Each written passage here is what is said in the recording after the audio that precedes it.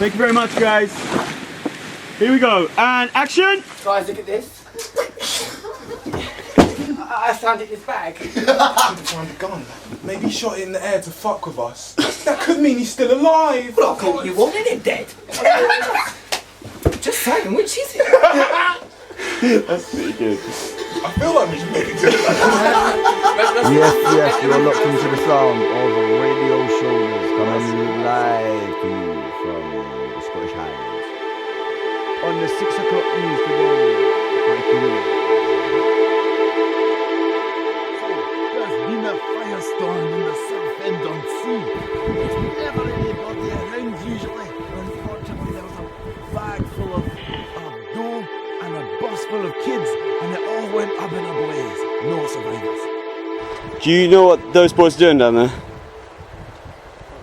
Do you know what those boys are doing down there? Do you know what the problem is? A memory that I think on fondly is the evening tick check, which was a very intimate time between everyone, looking over everyone's bodies and with a tiny little tweezer or two knives. I don't even think we had tweezers, we just had kitchen knives and things.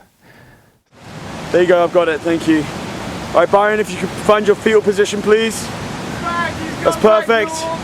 And action.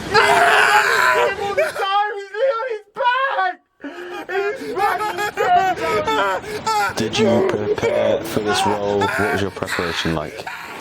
I read the script, and then so that's important for all the actors out there. Read the script, and then after that, You're taking this. it wasn't a challenge, but it could have been challenging, but only because everybody took it upon themselves to support each other so thoroughly, because it was such an intense experience, such an intense shoot. We're out there in the wilderness, in Scotland, outside every day. So everybody supporting each other and having each other's back made it much less challenging. But it could have been a real slog if, even one person decided not to go with the way that everybody was behaving, which was full support the entire time. Oh, come on then, let's be an actor. Let's try it like this for now. I think given your movement will actually sense people a lot. Turning over please, guys. Klára, can you just say you're having loads of fun in a second? I'm loving this. Okay, good, thank you. Loving. Eve, could you say Love it. Okay, you loving life? Yeah, so I did A-level photography, which I thought would kind of get me all the experience I needed wrong. It didn't, but I learnt a lot on the shoot. I watched a lot of YouTube videos, but it was my first ever experience on a film set, which is ridiculous. All right, thank you very much, guys. That's good. And action. Just the fact that we didn't have a weekend, so like the first time in my life I realised I had actually never worked like more than 7 days in a row. So then there was this kind of like, whoa. But the work ethic stayed alive, and it was actually amazing to push through it. Me and Johnny have a scene where we're laying down in the grass together, and we're both shirtless, and we've got this like makeup stuff all over us to look like we've been bleeding. And we were just being swarmed by these midgies that had decided to come to Scotland at the time that we were there. And as soon as we finished filming, me and Johnny ran straight to this little lake and jumped in. And it was the first time I had jumped into this freezing cold water, but the feeling that I got from that was just incredible. I loved it. Say your prayers. I think in general people don't really know how much work the crew do on the other side of the camera, but I think on this one I got to see firsthand as well how kind of hard it is for these guys to be running around doing everything. I feel like it'd be quite hard for me to say that I found a lot of it hard, because compared to the crew I feel like we had a much easier job. All right, let's cut. Byron, thank you so much, man. Same again. Nothing, that's literally perfect. Just so I have more.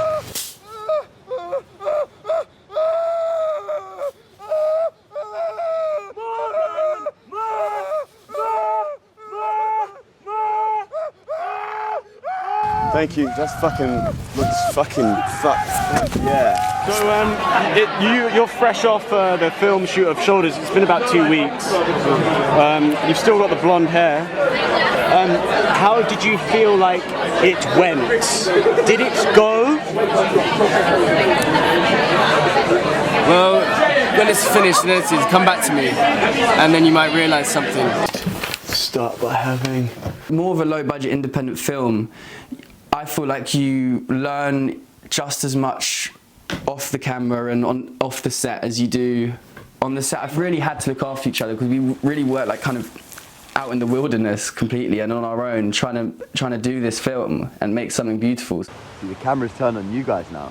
How do you feel? Could you repeat what I'm doing?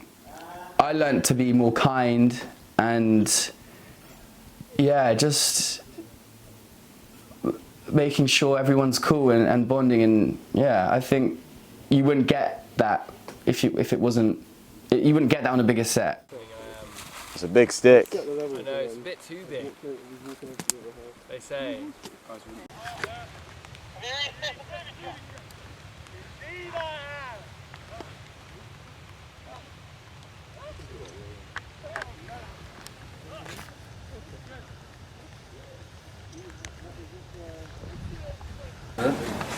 It's awful.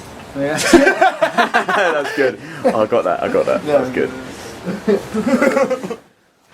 People are, in fact, beginning to go crazy. We're very itchy. We're very itchy. We got scabies. I've forgotten which bit's in the film and which bit's outside of it. I think I'm watching the film. Describe the film. For me, Shoulders is a psychological thriller. It's very dark, very intense. Almost feels like you're getting interrogated or tortured throughout an hour and a half cut of the film. And it leaves you with a lot of thought after you finish watching the film, I feel, and a lot of anxiety as well. I think it's a very new film. It's a very new film. It's a unique idea. It's not your typical narrative. There's not the typical structure of how you may make a film. So I really hope that at least people in a filmmaking sense in this audience will then challenge themselves to make something new and to break the sort of patterns that we see in films today. The film touches on a concept which I think is really important as something to think about, which is the idea of eternal recurrence and constantly coming back to your life, potentially an infinite amount of times, living it over again and again and again, and what would you do differently if you were stuck in that loop. And the way the film addresses that is really profound. I'm not sure what else to say, to be honest, but it definitely affected me shooting the film and seeing how we all worked through it when we were stuck in the loop making it. And I think it's something that hopefully people are able to relate to. And when you think about this idea that potentially you could be doing the same thing for eternity, it helps you to consider your choices a little bit more mindfully. Biggest challenge for my character Ivan, or Sean playing Ivan, was maintaining the voice the whole time. Sometimes it was quite challenging. But I'd smoke a cigarette and it helped me straight away. Secondly was some of the scenes were shot out of order, so we'd shoot the beginning halfway through the week. So I'd have to look at the script and get into that mindset of what the scene needs. So as an actor, that was, I'd never had to do something like that before. So that was quite challenging, but I enjoyed the learning process of that. I think, and I do think everyone's going to say this, but like the banality of it all, I think the film really drives forward the point of, like, at the end of the day, they are just a few guys in the middle of nowhere playing with sticks, and I think that is fun. And as an editor specifically, being able to like build that up with all the like added sounds of war and sounds of explosions and gunfire and all that. I think playing with that was really interesting. The script is only about 84 pages or something, but the first cut we got was, it bordered on 3 hours. And we watched it in its entirety once, and it wasn't the worst thing in the world. It didn't feel, the pacing wasn't horrible, but we knew we couldn't have a 3-hour-long film. Stripping down like even little moments at first, and then really like sitting down with Jamie and being like, okay, I think we need to get rid of some full scenes. And when watching it, I think the moments that like I was surprised myself with are like little editing moments that like ideas that I had, like Ben going into the water and then shrinking as well, because we didn't have a title card for ages. And then on one afternoon, Jamie came into my house with like a big box and some incense sticks, and we did a few takes of what now is the title card. This analytical thinking that propels the characters to lose their sense of control and lose their minds, because they're constantly addressing the question, is this a war? Where is this war? What is this war? And when you can't see this war, then you start to imagine a war happening. Everyone have a look out for a DJI receiver mic. I know he's pissed. What do you think audiences will take away from this film? In terms of movie making and collaboration, the sense that it is possible to get a bunch of friends together and make a film and, you know, have this energy that you yourselves create for no other reason than to make art and to make a project together and have everyone collaborating. I think that's something that you'll see, and something that is lost in the bigger budget films. I think they'll take away the stupidity of war and how the majority of people fighting it are just boys with sticks, and they'll also take away that it's okay to push the boundaries with filmmaking and do something different, even if you might not think, if you know you're taking a risk with what you're doing, you can do it, and you'll just, as long as you do it and stick to it and believe in it, it will be, you'll create something special. And even if it, no matter the outcome of the film, no matter if it makes millions, or you will learn something on that set.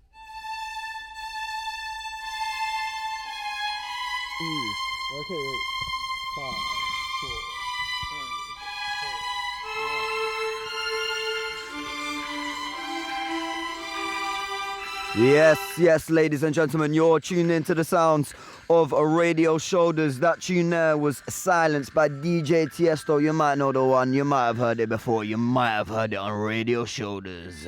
Play the intro, Milos Verdi. It was short from getting the script to then running into production. I've just kept finding the whole way through that I'd discover something about the character, but then discover something a bit about myself, my similarities with him. Probably of every project I've worked on, I had the most heart and soul and the most creative gratification out of this film. You know, you actually feel like you are making something that you love and you can make a difference with. So yeah, I would 100% recommend actors to take jobs that they love over the big money. Yeah, another thing about filming in Scotland was the community feel. You know, living in this lodge with all of these people, I felt like I was doing D&V Gold again. You know, it was brilliant. No phones, playing cards, sitting by the fire, starting a fire.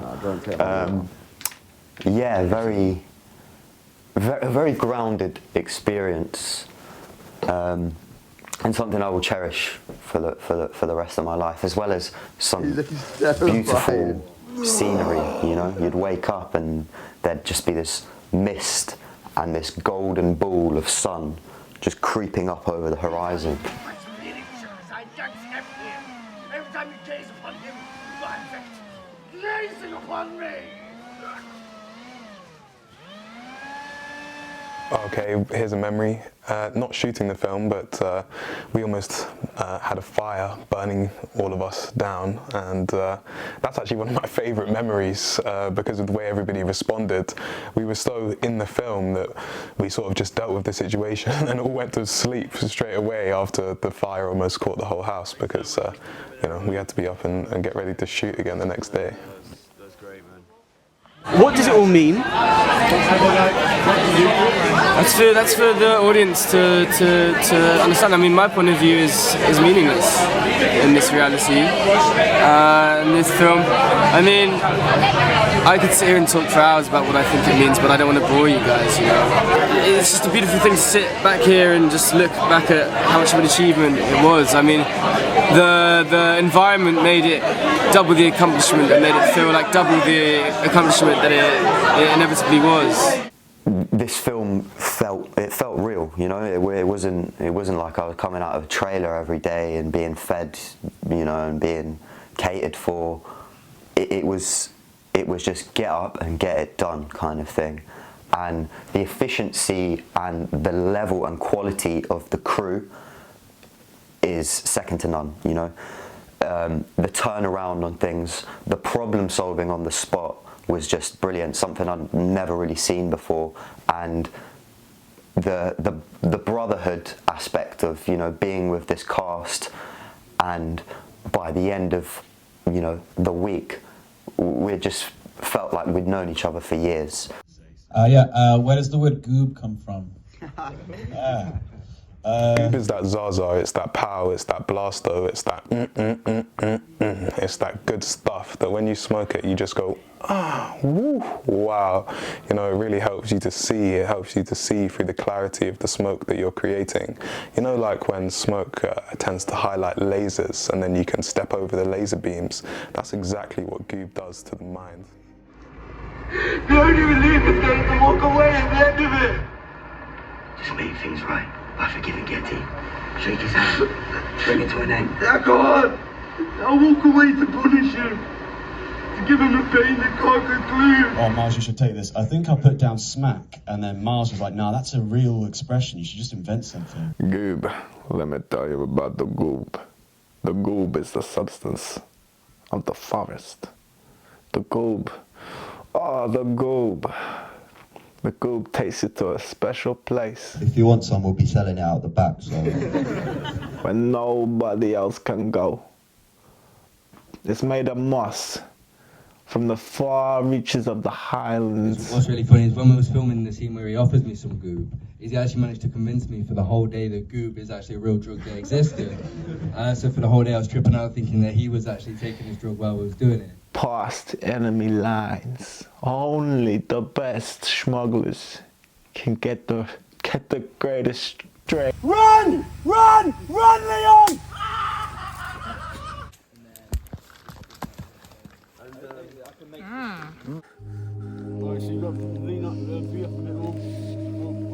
Sorry. What if you do natural stuff, maybe? Bang! Go, bro!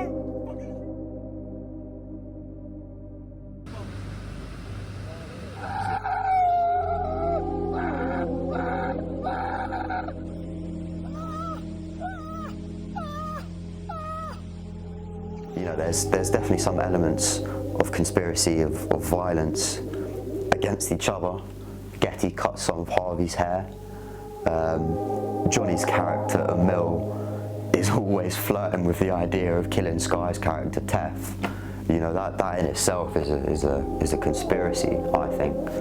I think the film expresses really well the war within people's own experience of themselves and how that manifests and comes into conflict with other people's egos. Well, I think the same way that conspiracy arises in the real world, which is just through paranoia and people's egos clashing against each other. And when people get suspicious or they want something for themselves, it's easy for them to fabricate stories about other people and then become paranoid about those stories that they've developed, even if they're not real, because eventually they want it to be real so they can act in the way that they want to.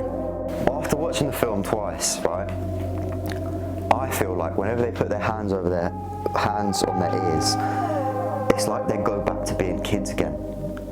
Like they're kind of transported back to this like childhood memories and stuff, but they're still stuck in this remote landscape.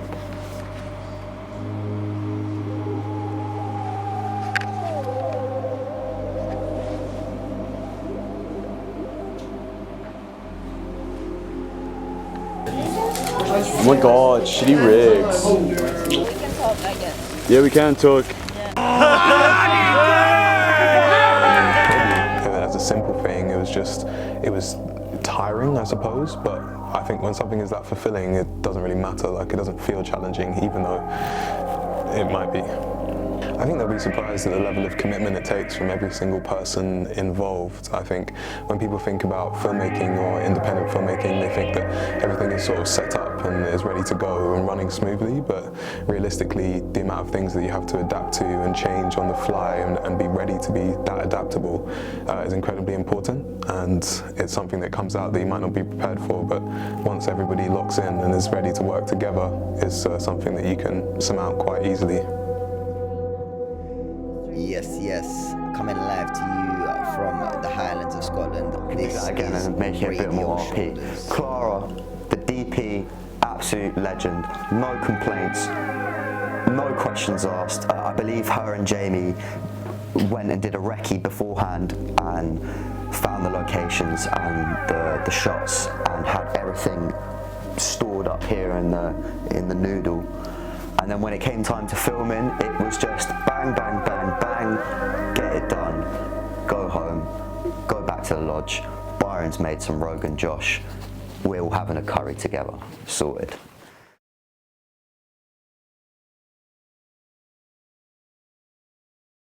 I can no longer respect my brothers because I lost respect for myself. I'm embarrassed. Let me walk now, man.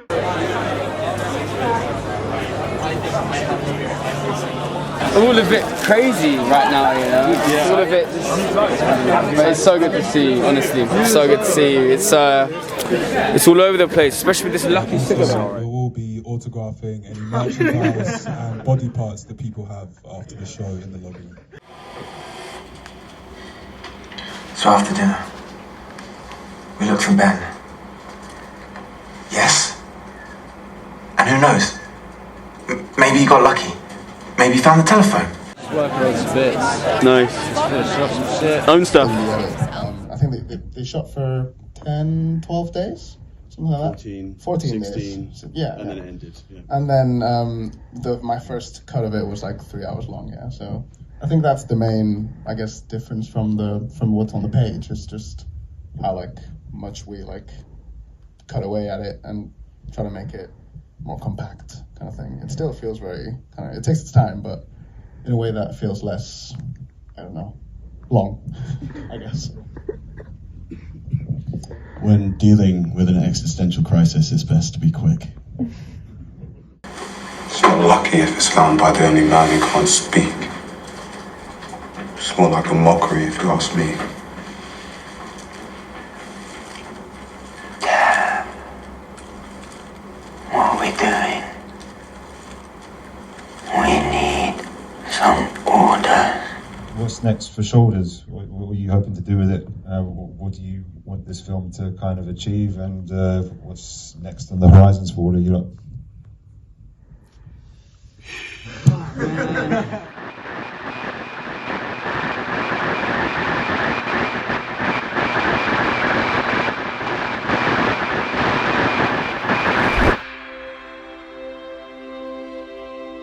And that was the last we heard from him. If Second Lieutenant won't return, I'll find the telephone. The ending isn't everything you see. From now on, we trust each other blindly. I swear to God, I will kill you. Every time you gaze upon him, you are in fact gazing upon me! Yes!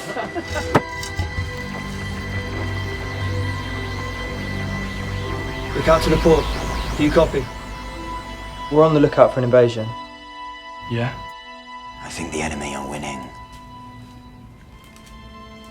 We should stay here until morning. What about the cloud no one has ever laid eyes? It exists without proof.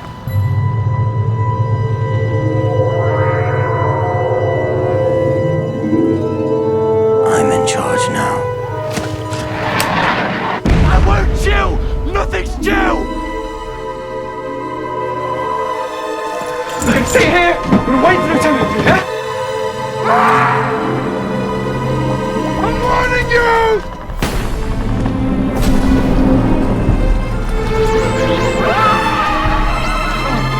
I am a shoulder!